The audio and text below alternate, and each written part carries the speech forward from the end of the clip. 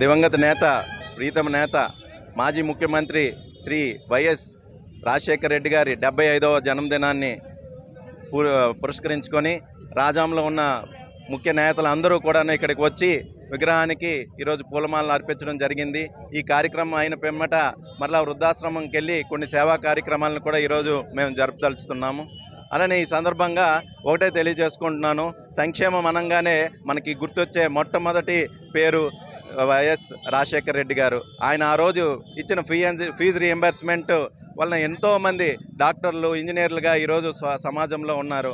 అలానే ఆయన ఒక వైద్యునిగా ఎంతో ఆలోచన చేసి ఒక అద్భుతమైన పథకాన్ని ఆరోగ్యశ్రీని తీసుకురావడం జరిగింది.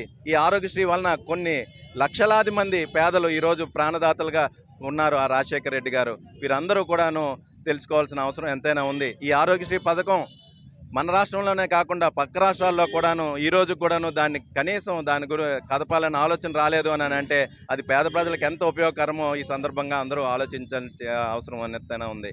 అలానే ఈ ఆరోగ్యశ్రీనే కాకుండా ఆయన ఇచ్చిన సంక్షేమం ప్రతి ఒక్కరూ కూడాను, ఇప్పుడున్న ప్రభుత్వాలు కూడాను ఆదర్శంగా తీసుకోవాలి.